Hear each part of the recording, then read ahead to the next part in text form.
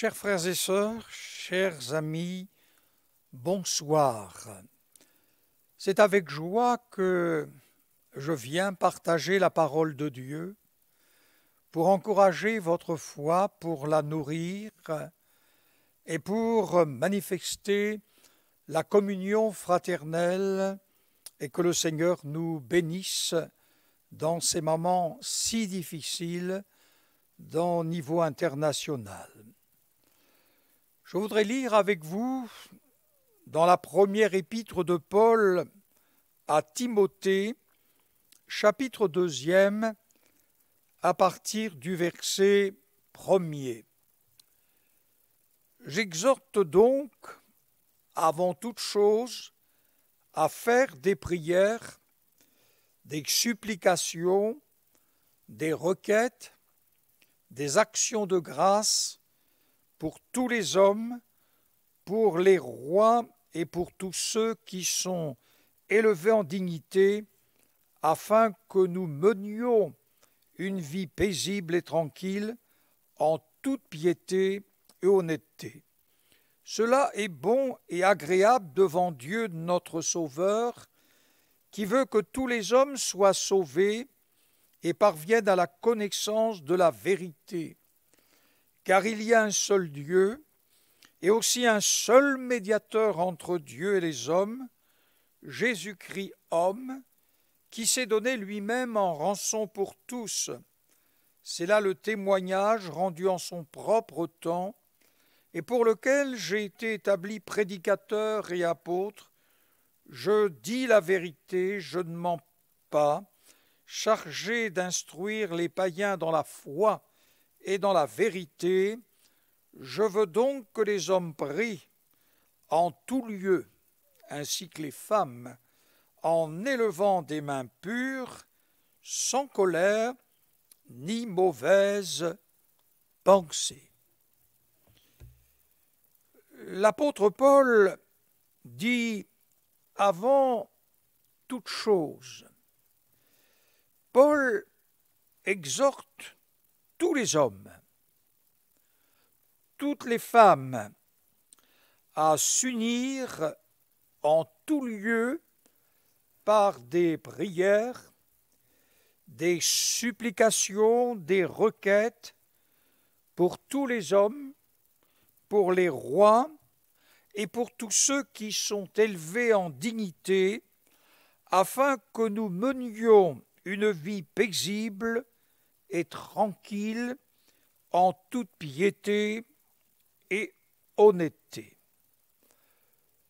Celui qui a écrit ces choses, nous le savons, c'est l'apôtre Paul. Et à l'époque où il écrit, la situation était loin d'être brillante. La persécution se faisait contre les chrétiens, contre celles et ceux qui avaient la foi, et ont cherché à anéantir leur foi en Jésus-Christ. Celui qui s'adresse à Dieu par la foi en Jésus-Christ sait qu'il a les choses qu'il a demandées. Il veut unir tous les hommes, non seulement par la prière, mais aussi par des actions de grâce. Ce soir, j'aimerais vous faire partager un témoignage que j'ai lu, dont j'ai pris les quelques extraits quand la prière renverse les murs.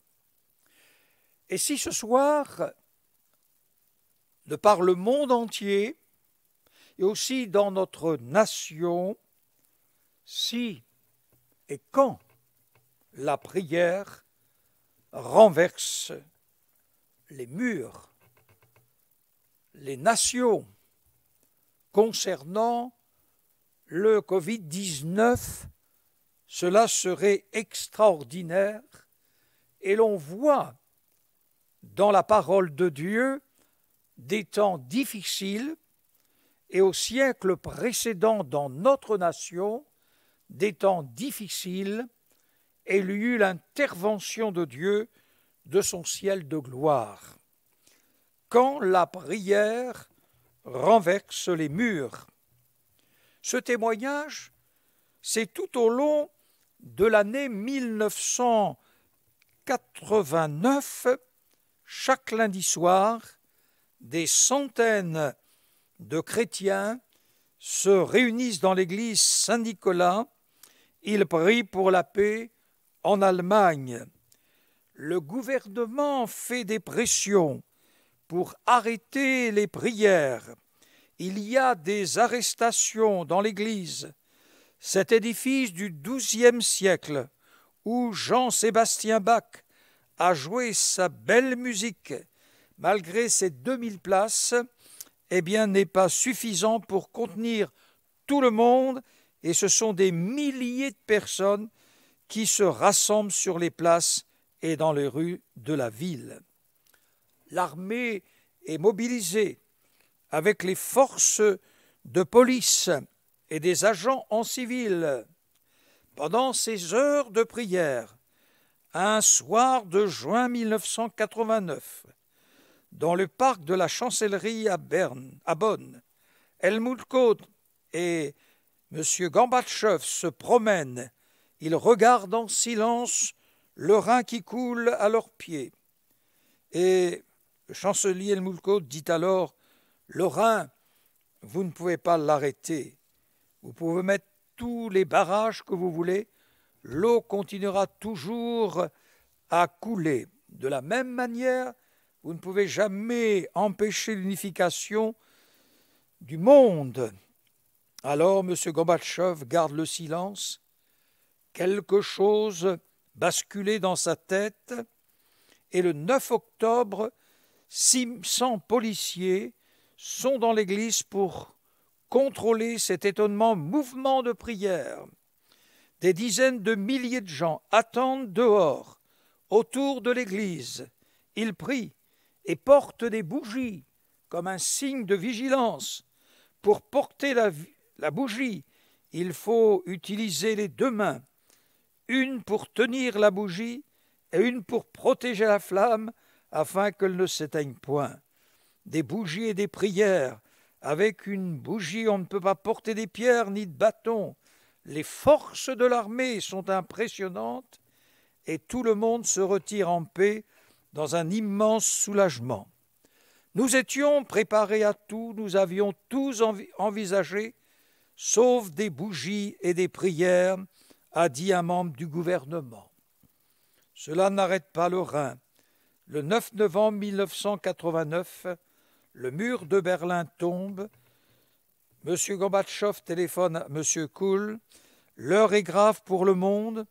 Je donne ma parole d'honneur que nous serons pacifiques, proclame Kohl, et M. Gorbatchev n'envoie pas les chars et le déluge de feu.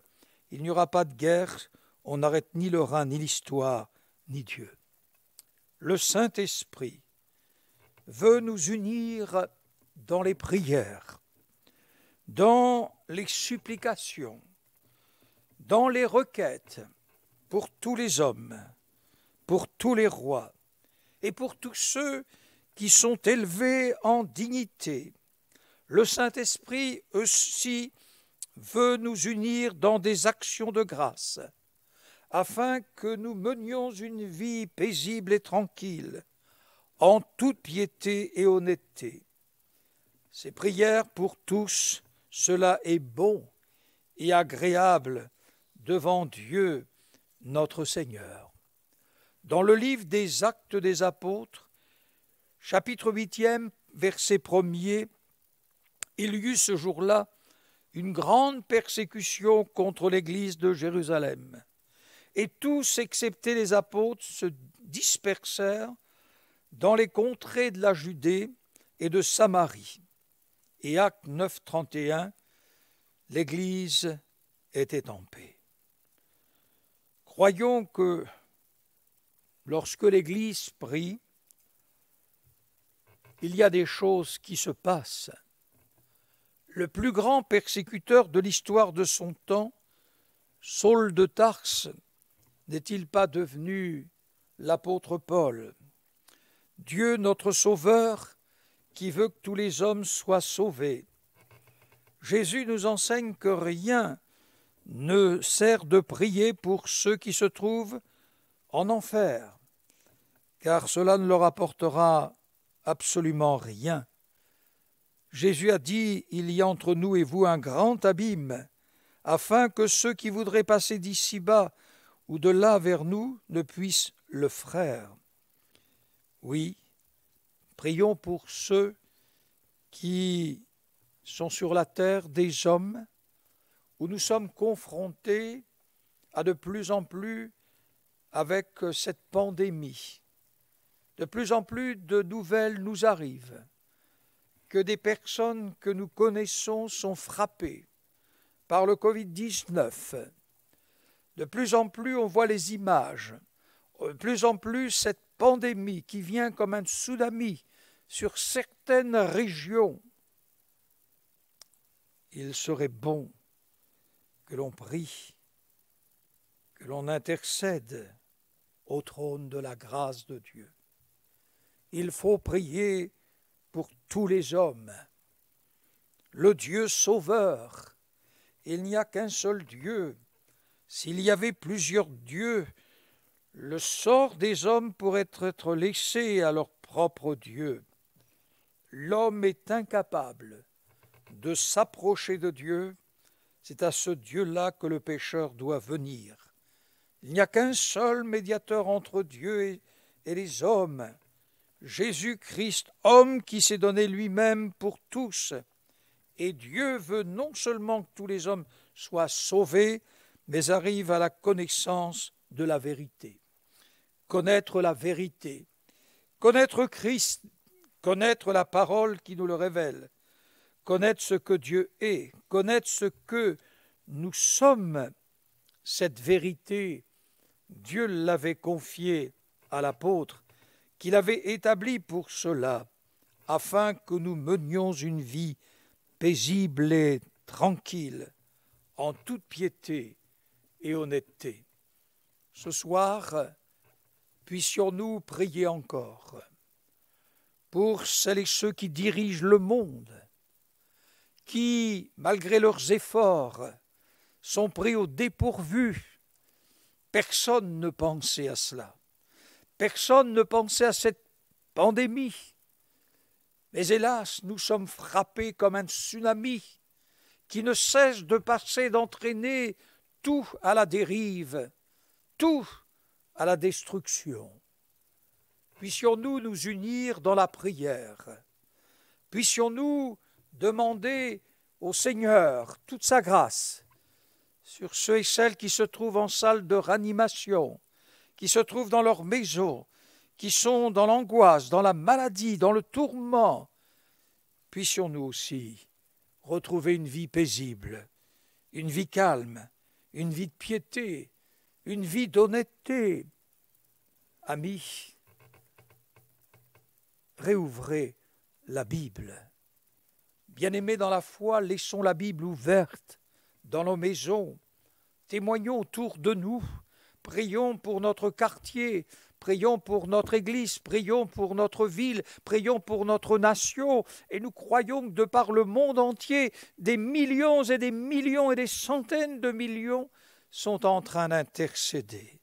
Oh, que Dieu arrête cette pandémie, que Dieu mette un terme à ce virus et que nous menions une vie calme et paisible, en toute piété. Nous allons nous recueillir maintenant.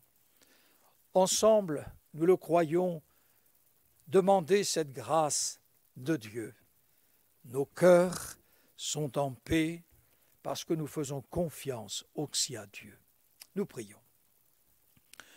Seigneur notre Père, nous croyons que la prière, elle est efficace auprès de toi. Nous venons par Jésus-Christ qui est le seul unique médiateur. Il est notre grand souverain sacrificateur.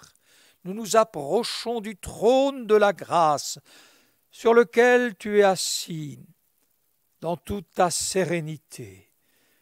Nous prions pour que ce fléau puisse arrêtés, et que nous retrouvions la grâce et la paix de Dieu. Soutiens celles et ceux qui gouvernent le monde, soutiens celles et ceux qui sont dans les hôpitaux et hors hôpitaux pour, Seigneur, leur donner la santé, la grâce, la bénédiction. Et nous te remercions dans le nom précieux de Jésus-Christ. Écoute le cri de l'homme, écoute le cri de la femme, écoute le cri de l'enfant, écoute le cri du jeune homme, écoute le cri de la jeune fille, Seigneur. Et à ton nom soit la gloire. Amen.